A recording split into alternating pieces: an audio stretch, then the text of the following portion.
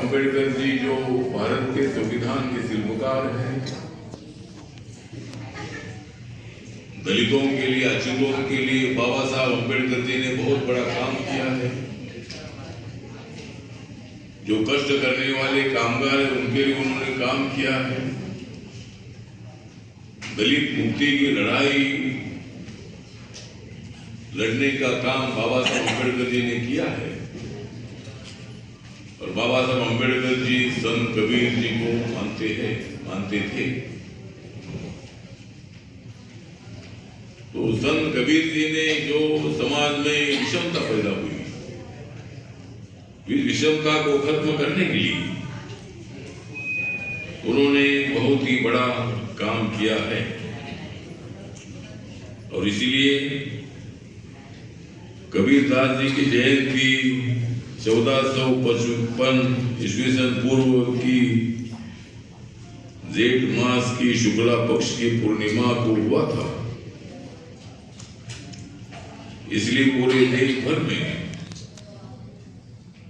संत कबीरदास जी की जयंती मनाई जाती है। संत कबीर जी को हिंदू हो, मुस्लिम हो, सिख हो, ईसाई हो, सभी लोग मानते थे। इनके जो दोहे हैं, ऊती पढ़ पढ़ जग मुआ, पंडित भयानक होए, ढाई अकल प्रेम का पढ़े तो पंडित होए, साधु भूखा भाव का, धन का भूखा नहीं। ये नाही वर्ड जो हमारा मराठी का वर्ड है, नहीं को नहीं बोलते हैं। तो साधु भूखा भाव का, धन का भूखा नहीं। धन का भूखा जो फिरे सो तो साधु नहीं। साधु किसको बोलना चाहिए? तो ऐसा जो है उसको साधु बोलना चाहिए। कबीर संगति साथ की करे न निर्मल होई, चंदन होसी भावना नील न बहसी कोई। तो मतलब जो कबीर के दोहे हैं, जो कबीर कभी स्कूल में नहीं गई थी, लेकिन उनके पास बहुत बड़ी बुद्धि थी, उनके पास बहुत अच्छी विचारधारा थी, मानवता की विचारधारा, समानता की विचारधारा, हर आदमी को जोड़ने की विचारधारा। अपने दिल का जो अहंकार है, मन का अहंकार है, उसको नष्ट करने वाली विचारधारा संत कबीर की थी। अहंकार से पूरा बर्बाद हो जाता है, जिस तरह यूक्रेन और रशिया का हो रहा है। अहंकार, रशिया के पास बहुत बड़ा अहंकार, और इतने दिन से मतलब वहां लड़ाई चल रही है। मारनी है तो मारो बढ़ाई, जिंदगी में अगर मारनी है तो मारो बढ़ाई, लेकिन मत करो आपस में लड़ाई। तो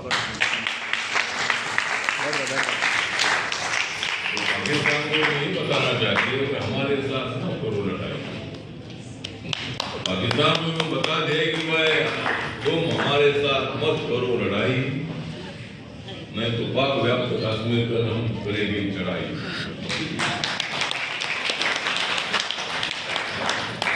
तो हमारे साथ झगड़ा करने की कोई फायदा नहीं। पाकिस्तान तो अपना एक राज्य था, पाकिस्तान पूरा बुद्धिस्ट कंट्री था। मैं कल थाईलैंड में था, बैंकॉक में था, बोध गया में, बिहार में सिद्धार्थ गौतम बुद्ध को ज्ञान प्राप्ति हुई 2500 साल पहले। और वो बुद्धिज्म की जो विचारधारा है, विचारधारा कम से कम 55 देशों में बुद्धिज्म है। मैं कल कॉन्फ्रेंस में था वहां, और 55 देशों के प्रतिनिधि वहां आए थे। थाईलैंड जो है 90% वहां बुद्धिस्ट लोग हैं, 10% हिंदू भी है, मुस्लिम भी है, सिख भी है, ईसाई है, मतलब थोड़े थोड़े लोग ऐसे हैं। तो मतलब इसी तरह बिहार, मतलब बिहार हमारा जो बुद्धिज्म में जो बुद्ध मंदिर को बिहार बोलते हैं, बिहार में ज्ञान प्राप्ति हुई और बिहार के लोग बहुत बड़े एक्टिव थे। मैं मॉरिशस में गया था, भी 4-5 दिन उधर था। वहां कुछ लोग मुझे मंदिर में ले गए और ब्रिटिशों ने कई साल पहले कुछ बिहार के लोगों को वहां गन्ने के खेत पर काम करने के लिए ले रहे थे और वह 100% अपने बिहार के लोग हैं। पूरा देश जो है 80 किलोमीटर लंबा और 60 किलोमीटर चौड़ा, इतना वो देश है, छोटा स्टेट है वो। और वहाँ पूरे अपने इंडियन लोग वहाँ रहते हैं, इंडियन गाना वहाँ चलते रहता है, इंडियन खाना उधर मिलता है। एक कंट्री है अमेरिका के बाजू में, मियामी के बाजू में एक त्रिनिदाद टोबैगो नाम की कंपनी है। तो मैं एक बार हमारे स्पीकर के साथ, मैं मेंबर ऑफ पार्लियामेंट था, तब हमें वहाँ स्पीकर ले गए थे और त्रिनिदाद टोबैगो जो कंपनी है वहाँ जो देश है वहाँ भी 225 फैमिली कुछ 150 साल हो गए, अभी तो 70 साल हो रहे हैं, 65 साल हो रहे हैं। लेकिन जब उनको 150 साल पूरे हुए थे तो सोमनाथ चटर्जी जो स्पीकर थे, तो मैं मेंबर ऑफ पार्लियामेंट था, मैं रिपब्लिकन पार्टी ऑफ इंडिया से, और हम वहाँ गए थे। तो वहाँ भी मतलब समुद्र के मार्ग से 225 फैमिली वहाँ हो गई थी। अभी वहाँ का प्रधानमंत्री भी अपना होता है, बिहार का होता है, बिहार का मतलब ओरिजिनल जो बिहार का है, वहाँ का अपोजिशन लीडर भी उनका होता है। तो जहाँ भी जाते हैं वहाँ बिहार के लोग नजर आते थे।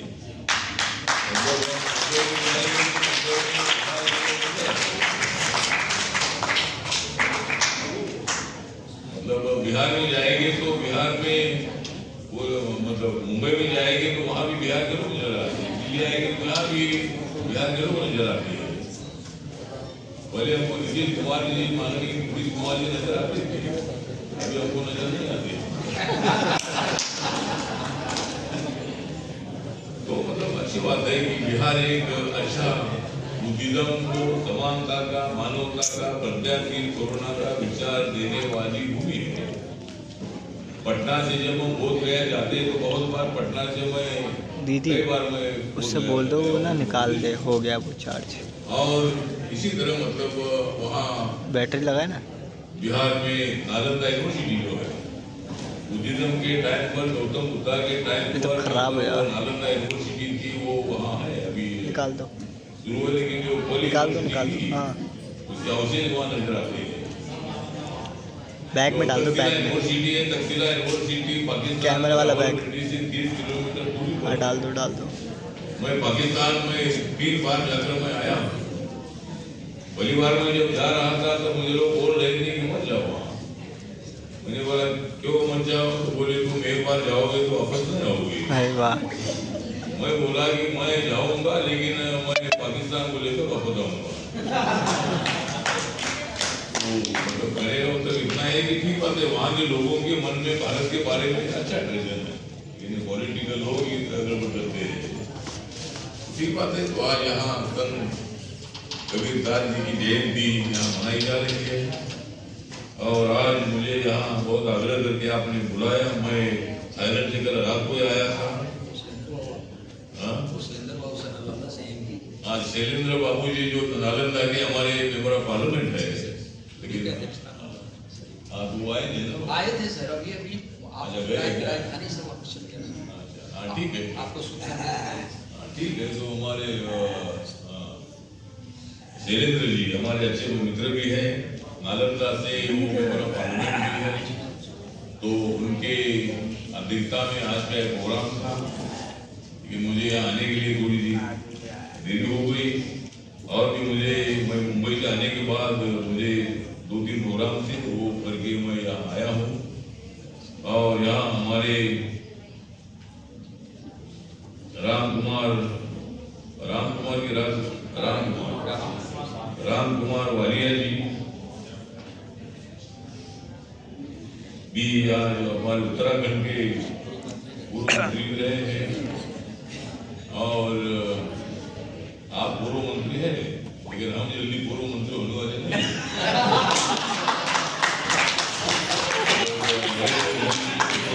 मतलब हमारा काम बहुत अच्छा चल रहा है। जिनको जहाँ मीटिंग ले ली, पटना में मीटिंग ले लो, मुंबई में ले लो, दिल्ली में ले लो, उससे हमको फर्क नहीं पड़ता है। जितनी मीटिंग इनकी ज़्यादा बढ़ती जाएगी उतनी पॉपुलैरिटी हमारी मोदी जी की बढ़ती जाएगी। और तुम्हारा काम करते रहो, जितने लोगों को इकट्ठा करना है वो करो। लेकिन एक बाजू में नरेंद्र मोदी और दूसरे बाजू में सब नेता लोग इकट्ठा खड़े हैं। लेकिन यहाँ नरेंद्र मोदी अकेले नहीं है, उनके साथ मैं भी हूँ। मेरी पार्टी में रिपब्लिकन पार्टी ऑफ इंडिया है, बाबा साहब अम्बेडकर जी को मानने वाली मेरी पार्टी है। बहुत सारी पार्टियां नरेंद्र मोदी जी के साथ है, इसीलिए हमें कोई चिंता नहीं है। 2024 का जिस तरह IPL की जो मैच अभी हुई उसमें मतलब चेन्नई ने जीता है, उसी तरह मतलब जो 2024 में हमारी मैच होने वाली है। और इस मैच में हमने तय किया है कि भाई कम से कम 350 सीटें निकालने का हमने प्लान बनाया है। नरेंद्र मोदी जी ने बहुत ही बड़ा एक लोकसभा बैठ जाओ ना, बहुत इजी बनाया है। बैठ जाओ ना दीदी। ये शो की बेटी है, मतलब पार्लियामेंट को शो की बेटी है, ऐसा बोलना अच्छी बात नहीं है। बहुत ही अच्छा संसद दीदी बैठ जाओ। सभा का बहुत ही बढ़िया हॉल बनाया है, राज्यसभा का हॉल बनाया है। उठना मतलब और नरेंद्र मोदी जी कुछ नया बनाना चाहते हैं। नरेंद्र मोदी जी की सरकार जो पहले सरकार के कार्यकाल में कभी नेशनल हाईवे कभी 4 लेन नहीं हुई थी, 6 लेन कभी नहीं हुई थी। लेकिन जब से हमारी सरकार आई है 9 सालों में बहुत सारे नेशनल हाईवे हमने बनाए हैं और लोगों का विकास करने की कोशिश हमारी एकदम 9 साल में हम पूरा करेंगे ऐसा नहीं है। लेकिन हमें और भी 5 साल आगे मौका मिलेगा तो नरेंद्र मोदी जी और भी अच्छा काम करते रहेंगे। इसीलिए इनको क्या करना है वो करने को, लेकिन हमारा काम चल रहा है। हम बहुत बड़ी ताकत से मतलब 2024 का चुनाव लड़ेंगे तो ठीक बात है, वो तो विषय अलग है। लेकिन आज यहाँ हमारे BK सिंह, जिस तरह आपका नाम BK सिंह है और हमारे मतलब गाजियाबाद से चुनकर आए हुए BK सिंह, जनरल है, वो जनरल है, लेकिन हम भी आपको जनरल बनाएंगे। जनरल BK सिंह जी है, आप BK सिंह हैं। यहाँ प्रमुख उपस्थित रीता गोस्वामी जी, रीता गोस्वामी जी है। दूसरी कौन? डॉक्टर रानी सिंह जी। कहाँ है रानी सिंह? दूसरे हमारे मनु सिंह तोमर जी है, हमारे मंत्री भी तोमर साहब है, हमारे मंत्री कृषि मंत्री है। दूसरे हमारे हंसराज सिंह हैं और वीरेंद्र चौधरी जी हैं। और आपका नाम लिखा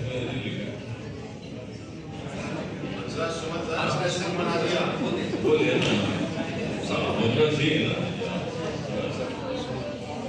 तो हंसराज सिंह जी भी आपने भाषण अच्छा किया, आपने भाषण अच्छा किया, मैंने भाषण अच्छा हो गया दी। कट कर दूं? अपने